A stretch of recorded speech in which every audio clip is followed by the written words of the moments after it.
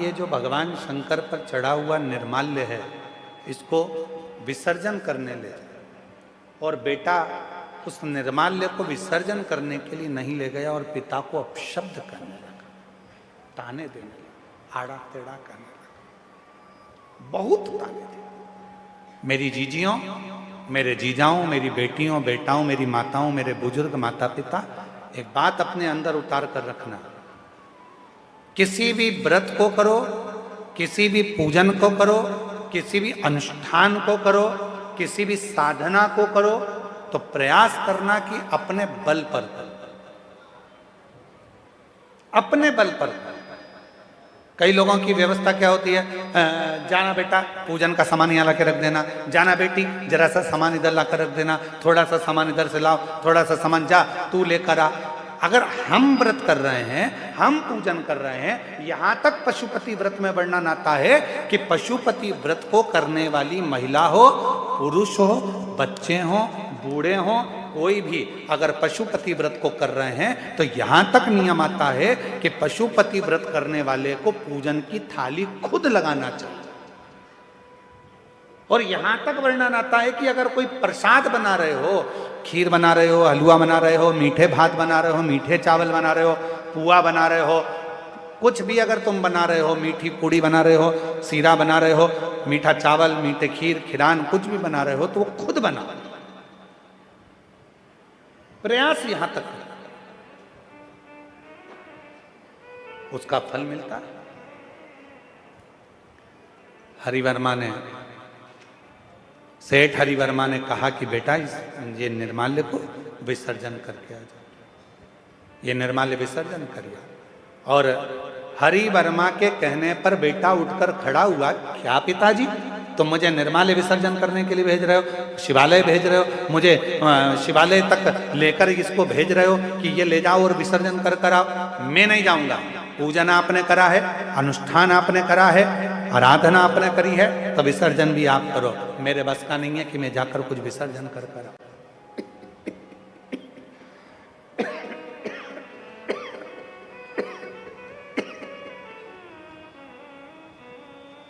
ये मेरे बस का नहीं है कि मैं कुछ विसर्जन करने जाऊं या कुछ कर कर। आप स्वयं करो, स्वयं जाओ। जैसे ही बेटा की बात पिता ने सुनी, जैसे ही सुनी, और हरिवर्मा को क्रोध आ गया, और क्रोध आकर उन्होंने तुरंत श्राप दे दिया, बेटा बंसी, भगवान का निर्माल्य मैंने तुझे विसर्जन करने को बोला था, मैं तुझे श्राप देता हूं, 7 दिन के अंदर तू स्वान बन जाए, कुत्ता बन जाए, ये मेरा श्राप है। बेटे की आंख में आंसू आने लगे, वो पिता को छोड़कर मां के पास चले गए। मां ने देखा कि मेरा बेटा तो स्वान बन जाएगा, कुत्ता बन जाएगा, स्वान का स्वरूप हो जाएगा, कुत्ते का स्वरूप हो जाएगा। मां के अंदर दया आई, अपने पति के पास दौड़ कर गई, हरिवर्मा जी के पास। स्वामी, मैं जानती हूं कि पूजन करने वाला व्यक्ति में एक तेज बल उत्पन्न हो जाता है। मेरी जीजियों, यदि आप रोज भगवान शंकर को 1 लोटा जल चढ़ा रही हो, आप रोज भगवान शंकर की आराधना कर रही हो, आप रोज शिव महापुराण की कथा को श्रवण कर रही हो, चाहे टीवी पर सुनो, मोबाइल पर सुनो, चाहे पंडाल में सुनो, जहां बैठकर आप कथा के रसतत्व को ग्रहण कर रही हो, 1 लोटा जल चढ़ा रही हो, भगवान की आराधना कर रही हो, साधना कर रही हो, धीरे धीरे आपकी वाणी, आपका हृदय, आपके शब्द सिद्ध होते चले जाते, अपने आप सिद्ध होते। आप में से कई माताएं ऐसी बैठी हैं जो कभी कभी बोली होंगी, आप में से कई भाई ऐसे बैठे हैं, जीजाओं, जो कहते होंगे मेरी मम्मी जो कहती है ना, मेरी माता जी जो कहती हैं, उनके वचन सिद्ध हो जाते हैं। कभी कभी ऐसा होता है, मेरी पत्नी जो बोलती है ना उसकी बात बिल्कुल 100% गुरुजी हो जाती है। कभी कभी पत्नियां कहती हैं, मेरे पति कहते हैं ना वो बिल्कुल पक्का हो जाता है। कोई कहती है मेरी बेटी ने शब्द कहती है बिल्कुल पक्का हो जाता है। कोई कहती है मेरे दादाजी जो बोलते थे बिल्कुल पक्का। कारण क्या है? ऐसा क्या शब्द हो जाता है कि वो बिल्कुल निश्चित हो जाता है कि दादाजी ने जो कहा, दादी जी ने कहा, माँ ने कहा, पिता ने कहा, बहन ने कहा या भाई ने कहा, वो बिल्कुल पत्थर की लकीर हो जाता है, वो सिद्ध हो जाता है। उसका कारण क्या होता है? मतलब दादा दादी माता पिता बहन भाई कोई ना कोई एक ऐसा होता है जो भगवान की भक्ति में डूबा रहता है, तो उसके वचन अपने आप सिद्ध होना प्रारंभ हो जाते हैं, उसके शब्द सिद्ध होना प्रारंभ। वचन सिद्ध होते हैं, शब्द सिद्ध होते हैं। आप लोगों के भी आसपास में आप लोगों ने देखा होगा किसी किसी के शरीर में एकदम कोई पवन आ जाता है, तो लोग कहते हैं हमारे पास में एक गांव है, वहां पर एक माताजी आती है उनके शरीर में, और माताजी जो बोलती है वो हो जाता है। फिर कोई कहता है कि हमारे गांव में एक व्यक्ति ऐसा है उसके मुंह से शब्द निकलता वो ठीक हो जाता है। लोग वहां जाते हैं, नारियल चढ़ाते हैं, चना चिरौंजी चढ़ाते हैं, अगरबत्ती लेकर जाते हैं, प्रणाम करते हैं कि कुछ बताएंगे। वो शब्द, उसने जो भजन करा, उसने जो भक्ति करी, उसने जो स्मरण करा, उसके कारण उसकी वाणी सिद्ध हो गई। पर कब तक सिद्ध है? जब तक वो दुनिया के लोगों का भला कर रही है, भला कर रहा है। जिस दिन उसने सोच लिया कि मेरी वाणी से अब लोग मेरे पास आने लगे, मुझे प्रणाम करने लगे, मुझे नमन करने लगे, मुझे प्रसाद चढ़ाने लगे, मुझे भेंट चढ़ाने लगे, मेरे पास पैसा आने लगा, मेरी वाणी सिद्ध हो गई, फिर धीरे धीरे धीरे धीरे वो स्थान की महत्वता समाप्त हो जाती है और उसकी वाणी से निकले वचन भी फिर पूर्ण नहीं होते, क्योंकि उसके भीतर दूसरों के प्रति भेदभाव उत्पन्न होने लगता है, अहंकार आ जाता है, शब्दों का अभिमान आ जाता है, तो वो वचन भी पूर्ण नहीं होते, वो वचन सिद्ध नहीं।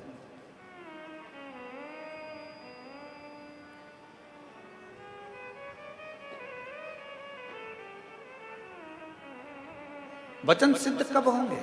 वाणी सिद्ध कब होगी? जब हम श्रेष्ठता का जिए। महाराज सेठ हरिवर्मा ने भगवान शंकर की भक्ति करी, भजन करा, स्मरण करा, मंत्र जाप करा और उठा पूजन से, और बेटे को श्राप दे दिया कि तू स्वान, 7 दिन के अंदर तू स्वान बन जाएगा। 7 दिन। बेटा रोते हुए माँ के पास पहुंचा, माँ मुझे श्राप लगा, माँ मुझे श्राप लगा। माँ आंख से आंसू बहाने लगी, नेत्रों से नीर बहने लगा, आंख से आंसू निकलने लगे। माँ दौड़ी हरिवर्मा की ओर और हरिवर्मा के पास पहुंची। अपने पति के पास जाकर, अपने पति के पास पहुंचकर प्रणाम कर कर रोने लगी। हरिवर्मा ने पूछा अपनी धर्म पत्नी से, तू रोती क्यों है? क्यों रोती? जगत का ऐसा कोई पिता नहीं है जो अपने बेटे को सुधार नहीं सकता। बाप अपने बेटे को सुधार सकता है, पर सबसे बड़ी बेटों की ढाल होती है उनकी माँ, उनकी माता बेटों की ढाल होती है। जैसे ही बेटा कुछ गलती करा और पिता ने चिल्लाना प्रारंभ किया, इतने में माँ आकर खड़ी हो जाती है। 9 महीने तक गर्भ में रखा, तुम तो अपना काम में लगे हुए थे, मैंने कैसे पाल पोस के बड़ा किया मैं जानती हूँ। आ गए चिल्लाने, चुप रहो, सुधर जाएगा, हो जाएगा। बस ये सोचते सोचते सोचते सोचते सोचते सोचते बेटा एक दिन गलत काम करने लगता है, मदिरा पान करने लगता है, वेश्यावृत्ति करने लगता है, जुआ खेलने लगता है, गलत गलत जगह पर जाना प्रारंभ कर देता है। क्यों? क्योंकि बेटे को मालूम है मुझे बचाने वाली मेरी माँ है। पर पिता चाहे तो बेटे को सुधार सकता है। इसलिए मेरी माताओं से निवेदन है, मेरी जीजियों से निवेदन है, जब जीजा थोड़ा चिल्लाए, बच्चों को सुधारने का प्रयास करें, तब थोड़ी शांति आप भी रखें। एक प्रश्न आया जितेंद्र जी आपके लिए, बहुत अच्छा। हमेशा पत्र हमारे लिए आते थे, आज तुम्हारे लिए भी आया, ठीक है। गुरुदेव चरणों को कोटि कोटि प्रणाम करती हूं मैं। यशोदा मरकाम, ग्राम उकारी, उकारी डोंडी है, डोंडी सही बोला है? हाँ ठीक है, तुम समझ गए ना, बस तो फिर हम भी समझ गए। यशोदा मरकाम ग्राम उकारी डोंडी। गुरुदेव प्रणाम करती हूँ, जितेंद्र जायसवाल जी के पूरे परिवार को नमन करती हूँ। हम वनवासी सौभाग्यशाली हैं गुरुदेव, इतने घने जंगल में इतने वनवासी आदिवासी हम कभी सीहोर नहीं जा पाते, पर आज जितेंद्र जी ने कथा करवाकर हम आदिवासियों की मन की तमन्ना पूर्ण कर दी। कहीं बैठी हैं जी जी जिन्होंने पत्र लिखा है? आप ही हैं? आ जाओ, एक बेलपत्र ले जाना, आ जाइए। मैं यशोदा मरकाम, हम धन्यवाद देते हैं कि हम आदिवासी वनवासी जिस क्षेत्र में बहुत कम कोई बड़े कथाकार आते हैं, इस क्षेत्र में बहुत कम बड़े बड़े आयोजन होते हैं, हम तो केवल देखने के लिए तरस जाते हैं, पर हम आदिवासी और वनवासियों के लिए ये कथा एक ऊर्जा देने के लिए आई है गुरुदेव। हम बहुत बहुत धन्यवाद देते हैं पूरे सभी। बहुत मेरी जीजी जितेंद्र जी, हम जानते थे ये कथा 5 दिन के अंदर इतनी बड़ी व्यवस्था करना बहुत कठिन काम। ये 5 दिन के अंदर व्यवस्था हुई है। एक बार जितेंद्र जी को और उनकी पूरी टीम को साधुवाद दीजिए। जब हमारे को सूचना मिली देवघर में कि ये कथा हो रही है, तो हमने आशीष जी को बोला कि सर्च मारो गूगल पर कि ये वहाँ आदिवासी वनवासी लोग कितने रहते हैं। जब आशीष ने कहा गुरुजी पूरा क्षेत्र ही आदिवासी और वनवासियों का है, वहाँ बड़े आयोजन नहीं होते हैं, तब हमने कहा भले देवघर में हम बहुत थक चुके थे जितेंद्र जी, ये कथा हम देने वाले नहीं थे, पर जैसे ही आशीष ने कहा पूरा क्षेत्र वनवासी और आदिवासियों का है, वहाँ पर कोई साधन जाने के नहीं मिलते, ऐसा क्षेत्र है गुरुजी। तो हमने कहा ठीक है, फिर व्यवस्था कैसी भी हो, वनवासी और आदिवासियों के लिए ये कथा। और उसमें सबसे बड़ा योगदान आपका है जायसवाल जी, जो आपने 5 दिन के अंदर इन आदिवासी और वनवासियों के लिए ये पवित्र कथा का दिव्य आयोजन रखा, जो कभी कहीं जा नहीं सकते, खर्च नहीं कर सकते, उनके लिए ये आयोजन, उनके लिए। और एक खुशी हमको कल और हुई जितेंद्र जी, इस बात की खुशी हुई कि कल कथा समापन होने के बाद आपने आगे रहकर, खड़े रहकर यशराज पंडित जी को बोला कि सबको बोल दो कि भोजन प्रसाद तैयार है, भोजन कर कर जाना। ये आपके शब्द सुनकर हमें प्रसन्नता। नहीं तो कई लोग ऐसे मिलते हैं कि वो सोचते हैं कि जितने लोग कम खाएं उतना अच्छा है, पर आपका दिल इतना बड़ा है कि आपने पंडित जी को कहा कि सबको अनाउंस कर कर बोल दो कि भोजन भंडारा चालू है, जो जा रहा है बाहर से आए हो, वनवासी हो, आदिवासी हो, जंगल की ओर जाओगे तो भोजन कर कर जाना, ऐसे मत चले जाना। ये आपका स्नेह है। आइए एक बार इन बहनों को ताली बजाओ जो आदिवासी और वनवासी क्षेत्र से इन्होंने पत्र लिखा, उसके लिए इनको साधुवाद।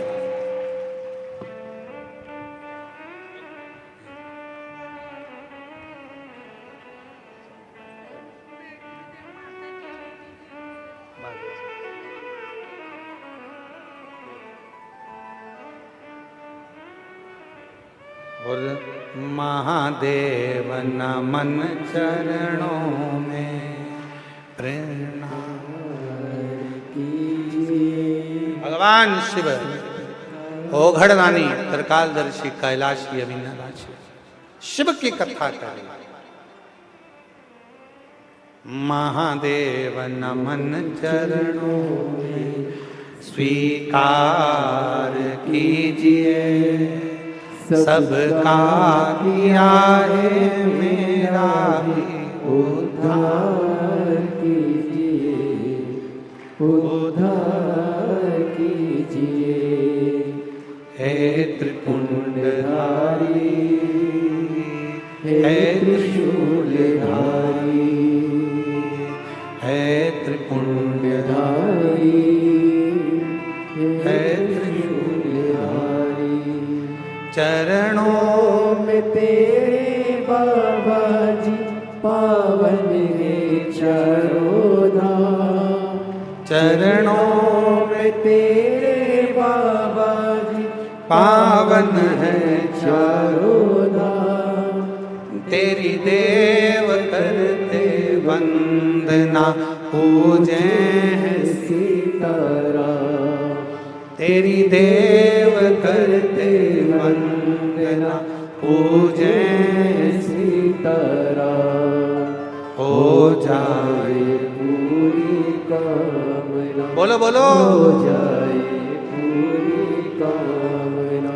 उपकार कीजिए सबका किया है मेरा भी उद्धार कीजिए, उद्धार कीजिए। हे त्रिपुंडधारी, हे त्रिशूलधारी। जब व्यक्ति भगवान की अविरल भक्ति को धारण करता रहता है, स्मरण करता रहता है, भजन में डूबा रहता है, तो उसकी वाणी सिद्ध होती चली जाती है। और उसकी वाणी इतनी सिद्ध हो जाती है कि वो जो कह दे। हरिवर्मा, सेठ हरिवर्मा ने अपने बेटे को श्राप दे दिया, तो स्वान बन जा, तो कुत्ता बन जा, स्वान। जैसे ही सुना मां ने, भीतर से मां रोने लगी, मेरा बेटा स्वान बन जाए, मेरा बेटा स्वान बन जाए। मां रोने लगी, दौड़ी हरिवर्मा की ओर। स्वामी, निवेदन है, विनती है, स्वीकार करिए, स्वीकार करिए। स्वामी, मैं अपने बेटे को स्वान बनते हुए नहीं दे सकता, मैं अपने बेटे को स्वान बनते हुए नहीं देख पाऊंगा, मैं देख नहीं सकता, कृपा करो, दया करो। हरिवर्मा ने कहा अपनी धर्म पत्नी को, भार्य सुनो, बेटे को श्राप लगा है क्योंकि वो अपशब्द मुझसे बोला है, और वो भी ऐसे समय पर अपशब्द बोला है जब मैं भगवान की अविरल भक्ति में, भजन में, पूजन में बैठा हुआ। मेरी जीजियों, प्रयास करो, जब शंकर के मंदिर में जल चढ़ाने के लिए जाओ, या पूजन करने के लिए जाओ, या स्मरण करने के लिए जाओ, किसी का दिल ना दुखाओ, किसी को अपशब्द ना कहो, किसी को ताने ना दो। जाओ जरा। फिर भी तुम यदि आई हो और अपने बेटे को उस योनि से छुड़ाना है, तो सुनो, ये स्वान तो बनेगा क्योंकि श्राप लगा है, पर स्वान बनने के बाद यदि कोई शिव भक्त कहीं से भगवान शंकर पर चढ़ा हुआ जल लेकर आ रहा होगा और उसका जल का पात्र का जल इसको प्राप्त हो जाएगा, उसी क्षण ये स्वान की योनि से छूट जाएगा, उसी क्षण स्वान की योनि से मुक्त हो जाएगा। मेरे जीजियों, जीजाओं, बेटियों, बेटाओं, मेरी माता, मेरे बुजुर्ग माता पिता, शिव महापुराण के विद्धेश्वर संहिता में लिखा है, शंकर भगवान पर चढ़ाया गया जल जब हम आचमन करते हैं, पीते हैं, तो कायिक, वाचिक और मानसिक ये 3 पाप हमारे तुरंत समाप्त हो जाते हैं।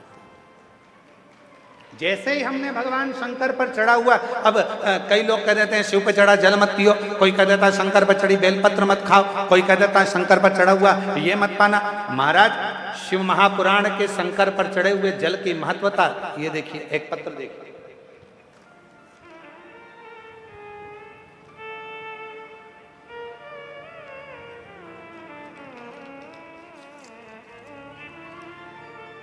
मेरा नाम नेहा तिवारी है, पति श्री त्रिवेणी प्रसाद तिवारी है। लट्टीपारा, कांकेर जिला, कांकेर छत्तीसगढ़ से है। कहीं बैठे हों तो हाथ हिला सकते हैं। अगर कहीं बैठे हों तो हाथ हिला सकते हैं। आप ही हैं? बच्चा आया है साथ में, लिया उसको, ले आइए। मेरा नाम नेहा तिवारी है, पति श्री त्रिवेणी प्रसाद तिवारी है। लट्टीपारा, कांकेर जिला, कांकेर छत्तीसगढ़ के निवासी हूँ। मेरी उम्र 31 वर्ष है। मेरा मोबाइल नंबर यह है। गुरुजी, मैं भोलेनाथ की महिमा का क्या गुणगान करूं। मेरी शादी को 8 साल निकल गए थे, पर संतान की प्राप्ति नहीं हुई। डॉक्टरों को दिखाया, इलाज कराया, फिर भी कोई परिणाम नहीं मिला। आप ही कहते हो गुरुदेव कि पंडाल में बैठकर जो सच्चे दिल से मांगो वो मिलता है। मैंने आपकी पहली कथा 2023 में कोड़िया, दुर्ग, छत्तीसगढ़ में सुनी और पंडाल में बैठकर बाबा से विनती करी। आपके कथा में सफेद आंकड़े की जड़ का, पशुपतिनाथ व्रत का वर्णन आप करते हैं, जो कि मैंने किया। शिव जी के मंदिर में जाती, शंकर पर चढ़े हुए जल को पीना प्रारंभ कर दिया। गुरुदेव, बाबा ने ऐसी कृपा कर दी, फरवरी 2025 में फिर आपकी कथा कांकेर कोकपुर में हुई।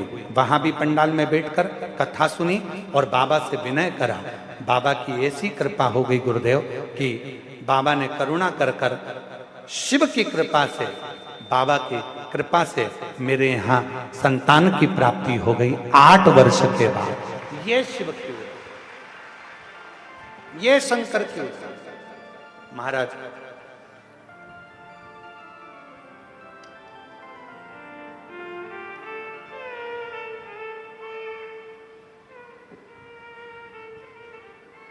एक लाइन अच्छी लिखी है, आप और हम गुनगुना लेते हैं। तेरी कृपा का, बोलो बोलो सब बोलो जरा। तेरी कृपा का क्या है भरोसा, कब किस पर हो जाए जरा। 8 वर्ष के बाद मेरे घर में संतान की प्राप्ति हुई है। गुरुदेव, बाबा ने मुझे औलाद दी है। शंकर पर चढ़ा हुआ जल, शिव पर चढ़ा हुआ जल हमारे कायिक, वाचिक और मानसिक 3 पापों को समाप्त कर देता है। जिस पर भी हो गई तेरी कृपा करुणा, भव पार हुआ, शंभो भव पार हुआ। पापी हो चाहे जितना, उसका भी बाबा उद्धार हुआ, उद्धार हुआ। गिद्ध अजामिल गणिका जैसे तेरे मन को भर, जरा सी हम पर कर दो। एक बार जोरदार ताली बजाओ देवादिदेव महादेव की। कर दो। तेरी कृपा का क्या है भरोसा, कब किस पर हो जाए जरा सी। हम पर कर दो। शिव कथा कहती है, भगवान शंकर पर चढ़ा हुआ जल जब हम आचमन करते हैं, शिव पर चढ़े हुए जल को जब हम अपने घर पर प्रोक्षण करते हैं, शंकर पर चढ़े हुए जल को जब हम अपने ऊपर छींटते हैं, शंकर पर चढ़े हुए जल को जब हम अपने मस्तक पर चढ़ाते हैं, हमारे ना जाने कितने कितने पाप अपने आप छिन्न होते चले जाते हैं, समाप्त होते चले जाते हैं। वो पाप अपने आप दूर हो जाते हैं, दूर होते। हरि वर्मा सेठ ने कहा, तुम्हारे बेटे की मुक्ति स्वान की योनि से होगी तो शंकर पर चढ़े हुए जल से। धीरे धीरे कर कर 7 दिन के अंदर बेटे का शरीर स्वान का हो गया और स्वान का शरीर होकर वो भटकने लगा, यहां वहां जहां तहां जाता भटक।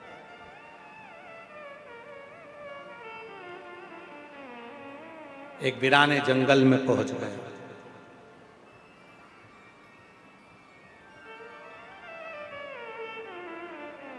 वीराने जंगल में पहुंचकर यहां वहां कुछ भोजन ढूंढ रहा था। भोजन कहां? भोजन की तलाश में था, कहीं भोजन मिल जाए, कुछ खाने को मिल जाए। मिला नहीं। एक शिव भक्त भगवान शंकर के शिवालय पर पूजन कर कर आराधना कर कर आ रहा था। हाथ में कुछ सामग्री थी। श्वान को लगा, कुत्ते को लगा कि इसमें कुछ भोजन मिल जाएगा। मैं 3 दिन से भूखा हूं, कुछ खाने को नहीं मिला, कुछ प्राप्त नहीं, मुझे कुछ खाने को मिल जाए। भूखा हूं 3 दिन से, मुझे भोजन नहीं मिला, 3 दिन से। कुत्ता, श्वान वो शिव भक्त के पीछे आने लगा। शिव भक्त घबरा गया। उसको लगा कहीं ये श्वान, ये कुत्ता मुझे काट ना ले। जल के पात्र में शिवजी को चढ़ाया हुआ जल रखा हुआ था और वो श्वान पीछे पीछे, ये शिव भक्त तेज चलने लगा तो श्वान और तेज चलने लगा। शिव भक्त और तेज चलने लगा तो श्वान और तेज चलने लगा। उसको लगा कि ये श्वान तो मुझे काट खा, ये कुत्ता तो मुझे काटे। कभी कभी भय लगता है। आप कहीं से निकल कर जा रहे हो और मालूम पड़े कोई आग के पीछे कुत्ता पड़ जाए, श्वान पड़ जाए, तो आप लोगों को भय लगता है। हट जा हट जा, है भगाने का प्रयास करते हो। होता है। एक पति पत्नी गार्डन में घूम रहे थे, बगीचे में पति पत्नी घूम रहे थे, इतने में कुत्ता आ गया। जो कुत्ता आया तो पति घबराया, पत्नी भी घबराई। पति को लगा ये कुत्ता कहीं मेरी पत्नी को ना काट खाए।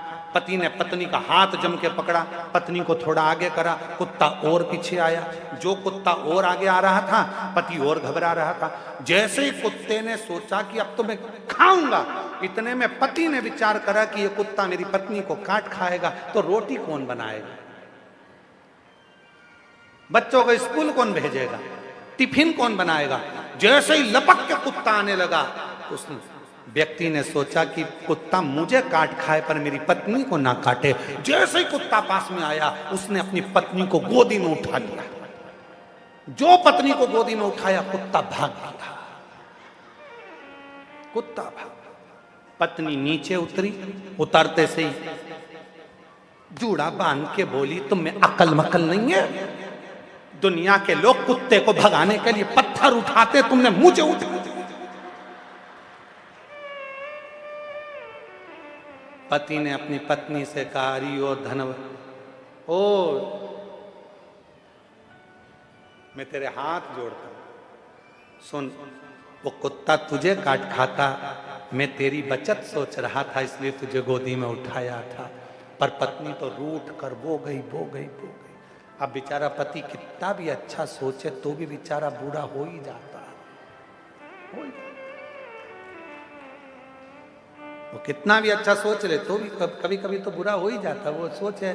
अब एक प्रसंग और सुनने में आता है कि एक पति का जन्मदिन था और पत्नी ने सोच लिया आज मैं अपने पति से नहीं झगड़ूंगी, क्योंकि आज उनका जन्मदिन है।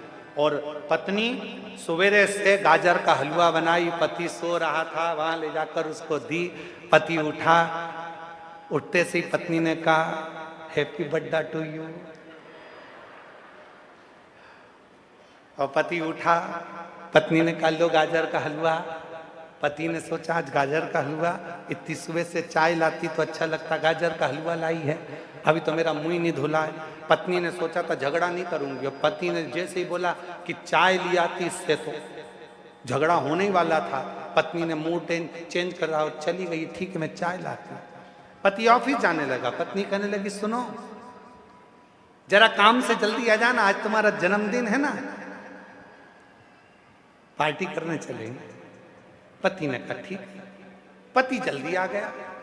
अब पत्नी तैयार हो रही, पति तैयार हो रहा। इतने में पत्नी थोड़ी देर में आके पूछी सुनो आज तुम्हारा जन्मदिन है, मैं तुम्हें क्या गिफ्ट दूं बताओ ना। तुम जैसा बोलोगे वही गिफ्ट मैं तुमको आज दूंगी, पक्का। मेरा तो मन कर रहा है कि तुमको एक जोड़ अच्छे जूते दिला दूं और एक मन कर रहा है कि तुम्हें टी शर्ट दिला दूं। तुम्हारा और कुछ मन हो तो तुम आज मांग लो, आज मैं इतनी खुश हूं, जो मांगोगे मैं तुम्हें दे दूंगी। पति ने कहा मुझे कुछ नहीं चाहिए, चल होटल चल। पत्नी फिर तैयार होके आई, फिर बोला कुछ गिफ्ट मांग लो, आज इतनी खुश हूं, जो मांगोगे दे दूंगी। फिर पति ने कहा कुछ नहीं चाहिए। पत्नी फिर आ गई, मांगना तो पड़ेगा, चाहे कुछ भी हो जाए, तुम जो मांगोगे मैं दे दूंगी। इतने में पति ने कह दिया तलाक।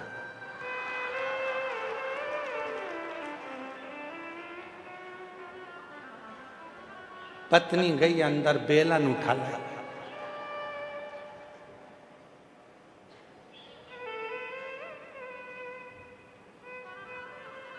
मांगना पड़ेगा मां। तो यहां श्वान आ रहा था, शिव भक्त जा रहा था, साथ में उसके सामग्री थी। श्वान भूखा था 3 दिन का, कुछ मिला नहीं था, कुछ भी नहीं।